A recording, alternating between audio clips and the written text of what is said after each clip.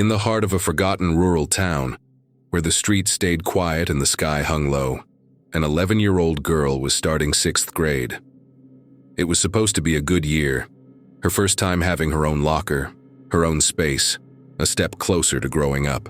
Everything felt normal, peaceful, safe, but there's something strange about small towns. Danger doesn't announce itself. It waits in silence, hidden in routine, nestled beneath the ordinary. No one expected it. Not here, not in a place like this, but sometimes the scariest things don't care where you live. They just show up. The classroom was quiet. Too quiet.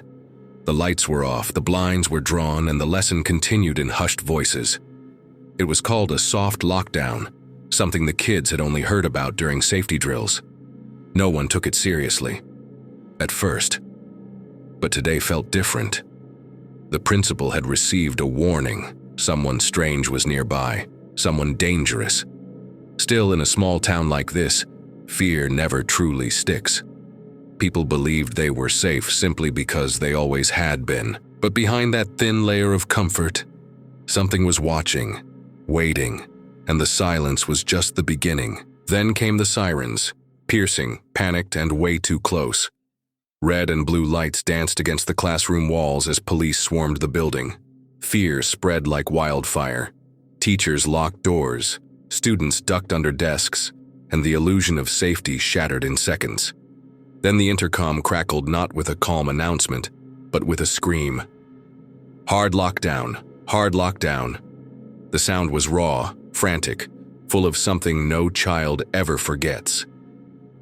Chaos erupted, footsteps pounded in every direction. Some cried, some froze. But for one girl, the worst part was realizing she wasn't in the classroom. She was alone. She was in the bathroom when it all happened. The moment the intercom screamed, her body froze. No hallway, no classroom, no one. Just pale tiles, buzzing lights, and the echo of chaos beyond the door. She remembered the drill. Climb onto the toilet, stay silent, don't let your feet show. So she did. She stood there, knees shaking, breath locked in her chest. The walls felt like they were closing in. The air too loud, too thin. She prayed it was just a drill. But deep down, she knew something was out there. And now, it was inside. The bathroom door creaked open. Slow, deliberate. Heavy boots stepped inside, thudding against the tile with unnatural calm. She held her breath, heart pounding like a drum in her ears. Then, a voice, low, sickly sweet. "Come out, little girl. I just want to see you." It wasn't human, not really. It was the kind of voice that worms its way into your skin, the kind you never forget. The stall door rattled, once, then again. She squeezed her eyes shut, hand over her mouth. He was just inches away, and all she could do was pray he'd leave. Just as the silence began to crush her, it shattered. Shouts, boots pounding, "Drop it, hands up." The door slammed open and officers swarmed in. She heard a struggle, then laughter, broken, twisted, too calm for what was happening. They dragged him out, still muttering things she couldn't understand, eyes wild, like he was somewhere else entirely. She didn't move, couldn't.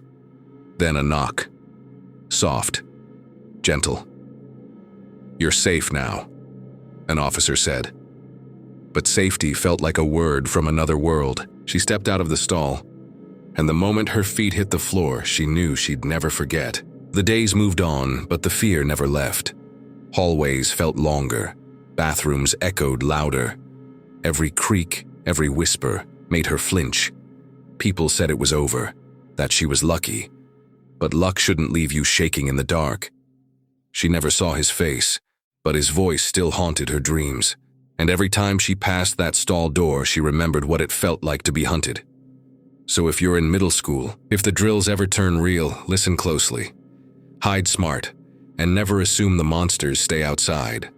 Sometimes, they walk right in. It was supposed to be just another normal Thursday. Hannah, only 16, sat behind the cold, double-sided mirror, quietly observing the preschoolers at play. The soft scribble of her pen was the only sound she could hear as sunlight bled weakly through the windows. On the other side of the glass, the children laughed, completely unaware they were being watched. The atmosphere felt strangely heavy that day, though no one seemed to notice. Just beyond the thin walls of routine and normalcy, something was already beginning to shift. Something that would shatter the fragile sense of safety forever. When the lockdown announcement crackled through the speakers, no one took it seriously. Not at first. Nervous laughter filled the room as the students shifted uncomfortably by the connecting door. They joked quietly, pretending everything was fine, convincing themselves it was just another drill. But as the minutes dragged on, the mood began to change. Tension settled over the room like a thick fog. Every creak of the building, every whisper from the hallway felt heavier, sharper. Hannah stayed by the door, heart pounding harder with each second, a growing sense of dread clawing its way into her mind. Then came the message that changed everything. A man wearing a mask was seen roaming the school grounds. The whispers and jokes died instantly, swallowed by a heavy, suffocating silence. Hannah clutched her phone tightly, her fingers trembling as new rumors spread like wildfire. Gunshots near the auditorium, chaos unfolding unseen. Every shadow beyond the glass seemed to move. Every distant thump could be footsteps.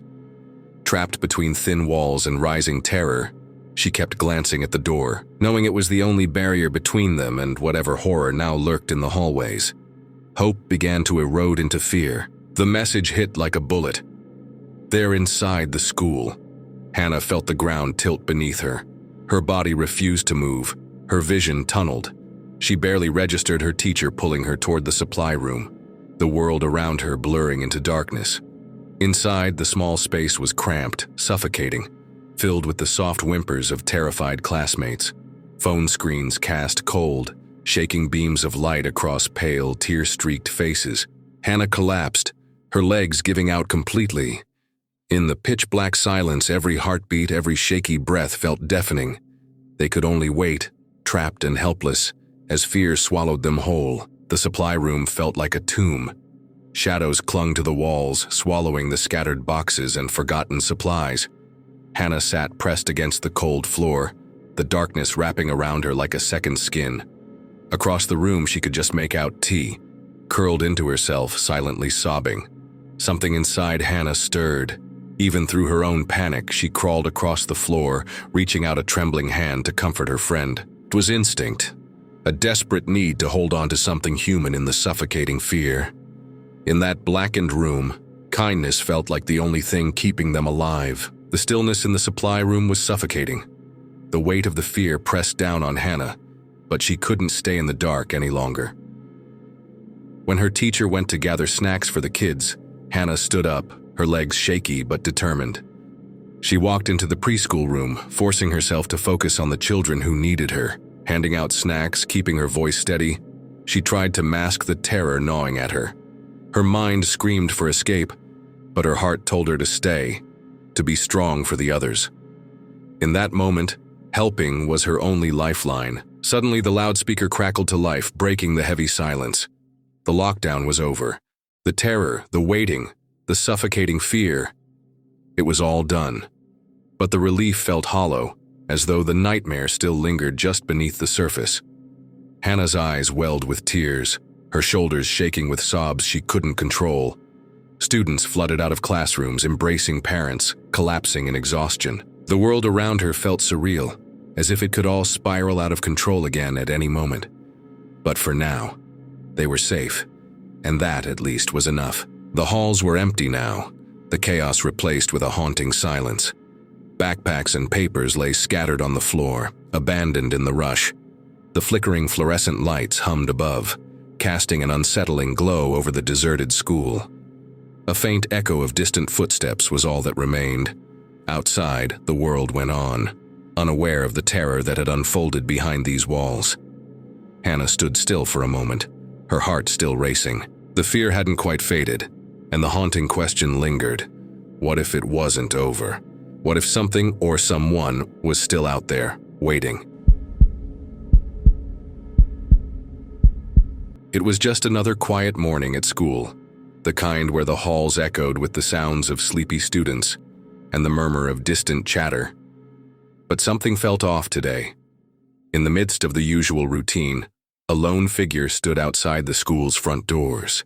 He wasn't a parent, wasn't a teacher, just a man in his 40s standing unnaturally still, eyes fixed on the entrance. He wasn't supposed to be there, yet something about his presence sent a chill down their spine. Little did they know, this would be the calm before the storm. Inside the chorus room, the atmosphere was light and familiar. Students laughed, hummed warm-ups, and gathered around the piano as the morning routine kicked in. Today's focus was on the national anthem. They were preparing to perform at the upcoming basketball game. The teacher dimmed the lights, a documentary began to play, and everything felt normal, until the door suddenly burst open. That same man from earlier stepped inside, eyes wild, expression blank. No announcement, no warning, just silence, and him. A deep primal fear settled in. Something was wrong, and everyone could feel it. The room froze as the strange man stood in the doorway, his eyes scanning every face. The chorus teacher, confused but calm, stood up and approached him gently, asking if he needed help. But before she could finish her sentence, his fist connected with her face. The crack echoed through the room like a gunshot. Gasps filled the air. A student rushed to her side, but the man pulled out a large knife, his voice rasping with hate. "Step away, or I'll cut your head off." Panic took hold. Fear was no longer a feeling. It became the room's heartbeat. Time seemed to slow as the blade gleamed under the fluorescent lights.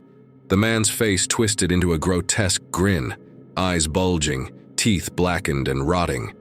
He locked eyes with one student, like a predator choosing its prey.